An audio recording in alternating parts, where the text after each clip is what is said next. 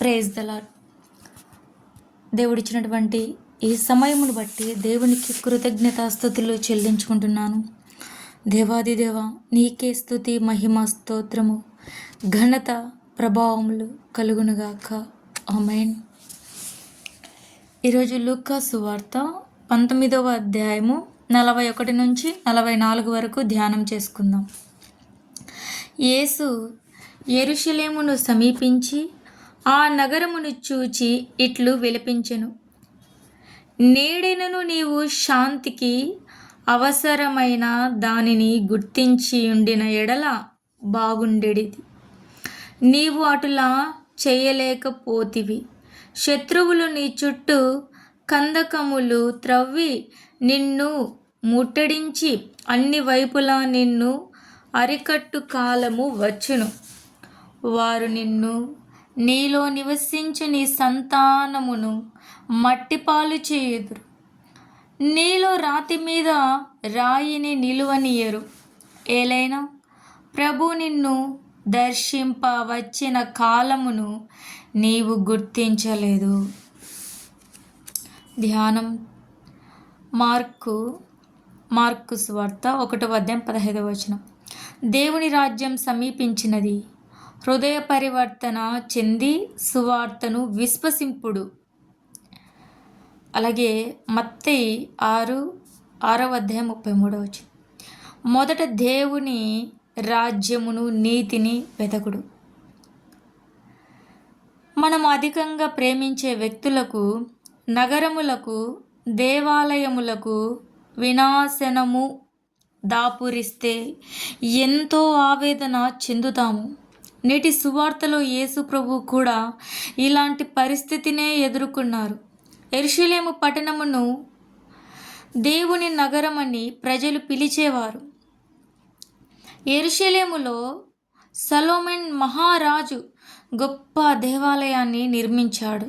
ఈ దేవాలయం యూదులకు ఆరాధన మందిరం. యెరూషలేము నగరము పవిత్రమైన స్థలం. యేసు ప్రభు యెరూషలేము నగరమును, అందలి దేవాలయమును, ప్రజలను ఎంతో ప్రేమించారు. వారికి సువార్తను బోధించారు.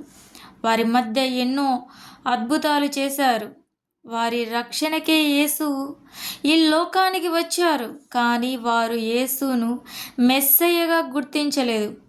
ప్రవక్తలు ఎరిగించిన సందేశములను కూడా ఆలకించలేదు. దేవుడే యేసు క్రీస్తుగా తన ప్రజలను దర్శింప వచ్చినప్పుడు నిర్లక్ష్యంగా ఉన్నారు. ప్రభు అనుగ్రహ కాలాన్ని గుర్తించలేదు. దైవ జ్ఞానమును కోల్పోయారు.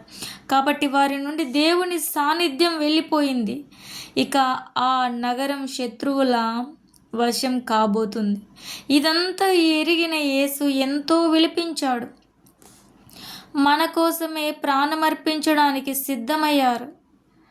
అలాంటి రక్షకుని తృణీకరించడం ఎంత బాధాకరం. శత్రువులు యెరూషలేమును, ప్రజలను, దేవాలయమును నాశనము చేస్తారని, జరగబోవు వినాశనమును ఎరిగించారు. ఒకవేళ ఆ ప్రజలు హృదయ పరివర్తన చెంది ఉంటే రక్షింపబడేవారే. కానీ వారు పరివర్తన చెందలేదు. ప్రభు ప్రవచించిన విధంగానే క్రీస్తు శకం 70లో టైటస్ చక్రవర్తి యెరూషలేంపై దండెత్తి స్వాధీనపరుచుకొని నగరమును, దేవాలయమును, ప్రజలను నాశనం చేశాడు. ఇలాంటి పరిస్థితే నేడు కూడా మన మధ్య నెలకొని ఉంది. ప్రభువును తృణీకరించి గొప్ప తప్పు చేస్తున్నాం. దాని ఫలితంగానే ఎన్నో విపత్తులు సంభవిస్తున్నాయి. వీటి నుండి మనము గుణపాఠం నేర్చుకోవడం లేదు. అందువల్ల స్వీయ వినాశనమును ఆహ్వానిస్తున్నాం. కనుక యేసును అంగీకరించి ఆయన సన్నిధిని దివ్య ప్రసాదములో, దివ్య సంస్కారాలలో, దేవుని వాక్కులో గుర్తించుదాం. ఆయన మార్గంలో జీవించి రక్షణ పొందుదాం. దేవుడు ఈ లోకానికి మన కొరకు వచ్చారండి. ఆయన ఎవరు కూడా పరలోకం నుంచి తోసిపోవటానికి ఇష్టం లేదు. నరకంలో ఎవరు ఉండటానికి ఇష్టం లేదు. అందుకే దేవుడే ప్రభు లాగా వచ్చేసారు. అందుకే యోహాను సువార్త 1:1 ఆదియందు వాక్యం ఉండెను, ఆ వాక్యం దేవుడే ఉండెను, దేవుడు మన మధ్య నివసించిననుంది. ఆయన మన మధ్య నివసించాడు. మన రక్షణ నిమిత్తం ఆయన ప్రాణం పెట్టాడు. ఈరోజు యెరూషలేమును జ్ఞాపకం చేసుకుందాం. దేవుడు ఎంతగానో విలపించాడు యెరూషలేము గురించి, యూదుల గురించి. ఆయన జరగబోయేదంతా ముందే చెప్పేశారు. ఆ రక్షణ యూదులు కోల్పోయారు, వారు గ్రహించలేకపోయారు. అన్యులమైన మనము ఆ భాగ్యాన్ని పొందుకొని ఈరోజు మనం జీవిస్తున్నామండి. ఈ లోకంలో శ్రమలు అనేది ఖచ్చితంగా కలిగినను దేవుడు దాన్ని హెచ్చించటానికి మాత్రమే ఆ శ్రమల గుండా మనల్ని నడిపిస్తాడు. శ్రమలు మనకు ఒక గుణపాఠము. మనల్ని హెచ్చించబడాలి, మనము దీవించబడాలి అంటేనే మనము శ్రమల గుండా పోతున్నాము. దేవుడు మన జీవితాన్ని గొప్పగా క్రియేట్ చేసేసాడు ఆల్రెడీ. రక్షణ భాగ్యం పొందిన మనము తప్పిపోవుట దేవుడి చిత్తములో లేదు అని మనం ఖచ్చితంగా గ్రహించాలండి. ఆయన ప్రేమను విడనాడితే, ఆయన రక్షణ విడనాడితే కొంతకాలమే బహుశా సంతోషం. శాశ్వత కాలం మనకి సంతోషం లేదు. శాశ్వత కాలం ప్రభువులో మాత్రమే సంతోషం ఉంది. ఈ నిరీక్షణ కాలాన్ని జయించి ప్రభు రాకడ కొరకు సిద్ధపడి మనల్ని మనం సిద్ధం చేసుకొని, మన బిడ్డల్ని సిద్ధం చేసుకొని, మన కుటుంబాలని సిద్ధం చేసుకొని వీలైనంత వరకు సువార్త ప్రకటించుట ప్రతి ఒక్కరి బాధ్యత అండి. మనం విశ్వాసులము కాదు, దేవుడి శిష్యులము. ఆయన సువార్త ప్రకటించుటకు శిష్యులము. ఆయన నామంలో బాప్తిసం పొందిన ప్రతి ఒక్కరు కూడా ఆయన శిష్యులే. సువార్త మన బాధ్యత.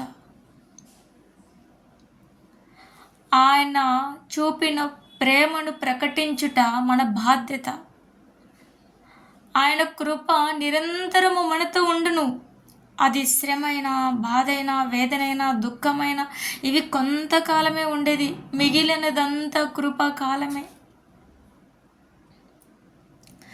యెరూషలేములో ఉన్న ప్రతి యూదులు ప్రభువు నమ్ముకోవాలని వారి కొరకు ప్రార్థిద్దాం.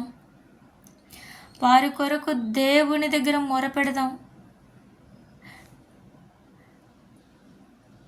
యెరూషలేమును దీవించువారు వర్ధిల్లుదురు, ఆయన ఆ యెరూషలేమును ప్రేమించువారు వర్ధిల్లుదురు అని ఉంది మాట. దేవుడు యెరూషలేం కొరకు ఎంతగానో విలపించారు. అక్కడ యూదుల కొరకు ఆయన వచ్చారు, కానీ యూదులు దేవుని తిరస్కరించారన్నమాట. ఇంకా మెస్సయ్య వస్తారని ఎదురు చూస్తున్నారు. ఆల్రెడీ మెస్సయ్య వచ్చారు, ప్రాణం పెట్టారు, పరలోకానికి వెళ్ళిపోయారని మనకు తెలుసు. మళ్ళీ ఆయన రానున్నాడు. దేవుడి ప్రేమలో మనం జీవిస్తున్నాం. మన కుటుంబాల నిమిత్తము, మన కొరకు, అనేక మంది కొరకు ప్రార్థించాలి. వారి కొరకు దేవుడి దగ్గర విజ్ఞాపన చేయాలి. మన లైఫ్లో చిన్న చిన్న బాధలు, చిన్న చిన్న మిస్టేక్స్ అవన్నీ జరుగుతూ ఉండొచ్చు. కానీ దేవుడు విన్న ఆ మిస్టేక్స్ను గురించి, ఒకవేళ ఏమన్నా జరిగినా కూడా వాటిని గురించి దేవుడిని వదిలిపెట్టి వెళ్ళుట క్షేమము కాదు. దేవుడిలోనే మనకు క్షేమం ఉంది, ఆయనలోనే మనకు ప్రేమ ఉంది, ఆయనలోనే మనకు నిరీక్షణ ఉంది, ఆయనలోనే సంపూర్ణ సంతోషము, మనకు సమృద్ధి, జీవ జలములు ఆయన యందే ఉన్నాయండి.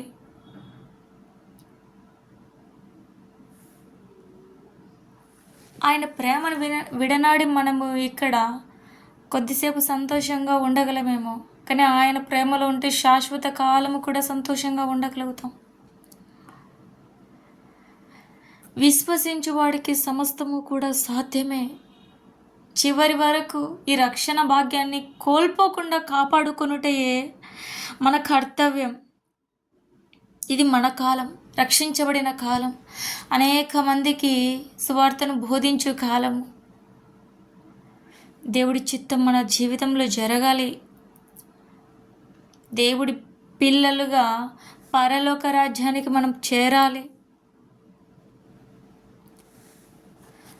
దేవుడు మన మొర ఆలకిస్తాడు, మన మొర వింటాడు. ప్రతి విషయంలోనూ ఆయన మనకి తోడుగా ఉన్నాడు. జెరూషలేం గురించి వారు రక్షించబడాలని, అందులో ఉన్న యూదులు రక్షించబడాలని విలిపించిన దేవుడు, రక్షించబడ్డ నీవు శ్రమలలో, బాధలలో నలుగుతుంటే ఆయన చూస్తూ ఊరుకోలేడు.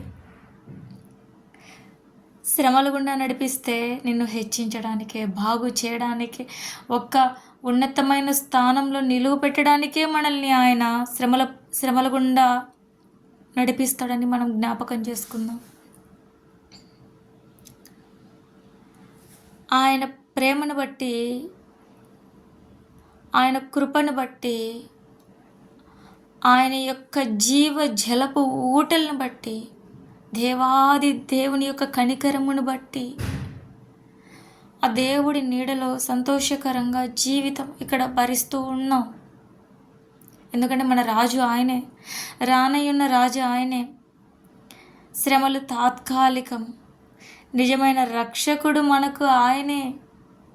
రక్షించబడ్డాం మనము. దేవుడి సందేశం కొరకై ఆయన మందిరానికి వెళ్ళాలి, ఆయన మందిరంలో మొరపెట్టాలి, ఆయన మందిరంలో ప్రార్థించాలి. ఆయన బల్లలో, ఆయన దివ్యస ప్రసాదంలో మనము పాల్గొనాలి వీలైనన్ని సార్లు కూడా.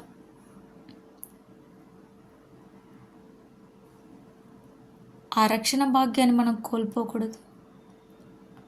దేవుణ్ణి ఎప్పుడు స్తుతిస్తూ, ఆరాధిస్తూ, దేవుడి యొక్క నామాన్ని ఎప్పుడు తలుస్తూ, ఆయనకి నిరంతరము కృతజ్ఞతాస్తుతులు చెల్లించుకుంటూ, దేవుడు మన కొరకై చేసిన త్యాగాన్ని మరవకూడదండి.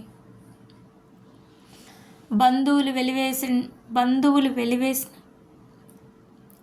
మన వాళ్ళే మనల్ని చీకొట్టిన, అయిన వాళ్ళే మన ఎమోషన్స్ని, ఫీలింగ్స్ని అర్థం చేసుకోకపోయినా కూడా దేవుడు మన పక్షమున ఉన్నాడు.